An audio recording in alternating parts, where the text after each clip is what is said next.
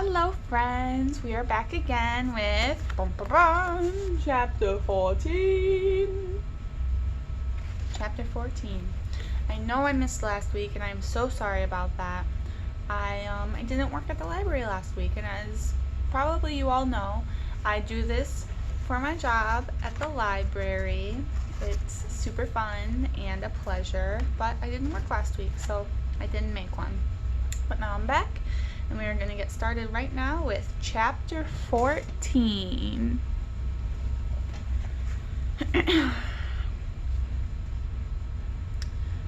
Technically, I'm not breaking the rules. I say it to myself at least 20 times as I cut my way through the woods and edge past the overgrowth on my way to the Golden Apple Factory. I'm not going there to see Aaron. I don't even know for sure that he's going to be there. I'm just trying to keep myself from going completely out of my mind with boredom during my last week of grounding. I mean, honestly, what do my parents expect of me? I can't ask Enzo to hang out every single second, and besides, he's in San Diego visiting his cousins. I mean, if you really think about it, I have no choice but to wander over to the factory where I spent half my summer. And if I happen to run into Aaron there, how is that my fault? I can't even convince myself that this is a good idea, but who's to say my parents will even know that I left the house? They're so busy trying to suck up to the important people in town. People like Miguel and the Park family who do all that fundraising for the children's hospital. And the city comptroller, whatever that is. They won't notice if I leave for a few hours while they're out schmoozing. They're out schmoozing to forget that you trashed Mrs. Tillman's audio system. I know, okay? I say, loud enough to startle some birds from the trees ahead. I'm already at the factory, though, and I would be stupid to turn around and go back home before I'd even have a look inside. If Aaron's there, we've got some things to talk about. And by talk, I mean punch. I've been at the window with my flashlight every night, but he hasn't so much as opened his blinds since the prank debacle. But the place is empty. Even the rats appear to have taken off. I know what you mean, I say to the memory of rats. It feels like a betrayal being here. This is Aaron's place, not mine. He shared it with me, and now he's not even here to enjoy it. He's sitting at home thinking about what he's done the way I'm supposed to be sitting at home thinking about what I've done. I'm still mad at him, but I wouldn't feel this bad if I didn't feel guilty, too. I take a quick ride on the conveyor belt before I grow tired of it and fiddle with a few of the remaining locks we haven't breached yet. When that gets old, I decide to catch a movie in the office. It takes me a little longer to pick the locks than it usually does. It takes me a little longer to pick the locks than it does Aaron, but I get them eventually, and using the flashlight to guide me, I dig around in the filing cabinet and locate an unopened bag of sour cream and onion chips and one last can of soda. I feel a pang of remorse popping the tab on the can, but I tell myself I'll replace it before Aaron has a chance to notice that it's missing. Then, at the very back of the filing cabinet, I find an unexpected treasure. A VHS tape with writing on the spine that I recognize as Aaron's. No way! Tooth 3? By far the best installment of the Tooth franchise. It's a miracle Aaron managed to capture it on tape. The utter genius of the movie. A psycho mutant with a single long tooth terrorizes a group of innocent, popular kids. Was clearly lost on audiences and never made it past the third installment. Aaron must have had a blank tape ready right when it came on TV. I park myself in front of the screen and munch my way through 1.5 gory hours of dental carnage, pausing only to fast forward through the commercials that I recognize from at least 5 years ago. As my thumb slips from the fast forward button on the remote, I catch myself watching a clip from a news highlight towards the end of the recording. A woman and Robin in a robin egg blue blazer, smiles wide against a graphic of an enormous gold and red tent. Don't miss your first look at Ravenbrook's very own all-season amusement park and entertainment venue, Golden Apple Amusement Park. Your exclusive sneak peek from Globe 5 at 10 o'clock. Suddenly, I've lost any joy for watching Smiley chomp his murderous tooth through unsuspecting teenagers. I don't feel bad about what I've done to Mrs. Tillman's store. I feel sick. Maybe it's the sour cream and onion or the smell of the Golden Apple factory that I've never really noticed before. Maybe it's the fumes or the mold. I bet this place is filled with lead paint. But I'm pretty sure it's the guilt. I set the remote down and stand to shut off the VCR, but all at once the movie cuts out as the credits begin to roll. Static fills the screen, and in a single blink I'm looking at Diane Peterson.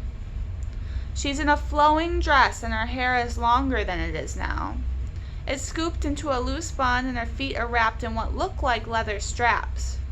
Her legs are long and straight and she bends to the side with an ease that travels to her face. She smiles lightly, bends the other way, then kicks her leg high, turning and drifting from one side of the room to the other. There's no music. The only sound is the padding of the leather as it hits the floor that she's dancing on, a floor I realize is her living room floor. When I look a little harder, I see the worn green sofa in the background, and on it sits a figure I know is Aaron only because of his posture. He's hunched forward, shoulders raised like he's waiting for something to creep up from behind. That's all I can make out, though. His face is blurred by distance. There she is, ladies and gentlemen, the legendary Diane Peterson, Grace of Ravenbrook, Spirit of Pines, Fairy of the Dance, whispers the camera person I immediately recognize as Maya. Oh, Mouse, you'll make my head swell, Mrs. Peterson says, but she doesn't stop dancing.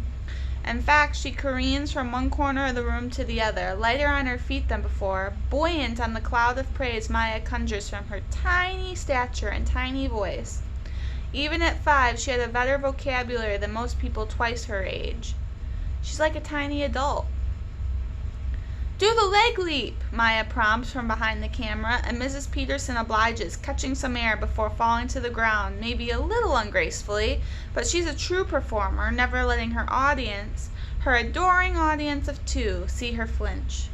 And under the faint and enamored giggle of Maya at the camera's microphone, I can hear the breathless hum of Mrs. Peterson as she sings her own soundtrack. I recognize the song. It's the same melody she was humming that day in Erin's room as she spread the sheets out for me on the bottom bunk of the bed and brought her mind to a happier time. I hear a rustling off camera, and a man's voice booms with merriment as he hums the song too. Then Mr. Peterson walks into frame. He's broad-shouldered and mustached like now, but he's younger, lighter. The burdens of his world haven't quite weighed him down yet. Mademoiselle, can I have this dance? He bows formally to Mrs. Peterson and extends his hand. She takes it gingerly, maybe even tentatively, but when he twirls her once around, she smiles, and I can hear Maya giggle from behind the camera. Mrs. Peterson continues to hum the melody breathlessly as Mr. Peterson whirls her across the room, his feet unsure, but his face glowing. In the background, I see Erin stand and search the bookshelf for something, then squat in front of the credenza, fiddling with something before returning to the couch. A song fills the room, its melody restarting from where Mrs. Peterson paused in her humming. The instrumentals of the song lilt through the air, and Mrs. Peterson seems not to notice at first that she's suddenly dancing alone. Mr. Peterson stands in the middle of the room, staring at the woman he had once held so adoringly. Now he somehow looks disappointed by what he sees. Then he turns to Erin, seated once again on the couch. Why would you do that? I didn't know. Mr. Peterson takes a step closer to Erin. You did know, he says, and though I can't see his face, I know his teeth are gritted. And though I can't see Aaron's face, I know it's frozen in fear. You did know because you always know. You're always watching, Mr. Peterson says, and the camera begins to shake as Maya trembles under its weight. Mr. Peterson takes a step back, turns to the credenza, and whips the cassette from the stereo before hurling it across the room. It breaks against the far wall, falling to the floor to pieces. Maybe you should go lie down for a bit, dear, Diane says, edging towards him the way someone might approach a rabid dog. He stares at her, betrayed. His great shoulders fall, and he turns his head slowly back and forth.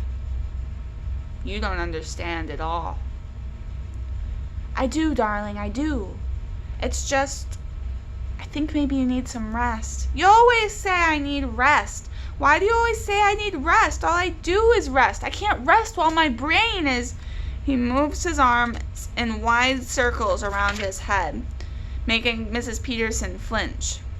I can hear Maya's breath quicken behind the camera. Mrs. Peterson struggles to find something to say. I can tell by the way her mouth moves up and down. But she comes up short, and instead she claps her hand in front of her chest and lets out a little laugh that sounds anything but amused.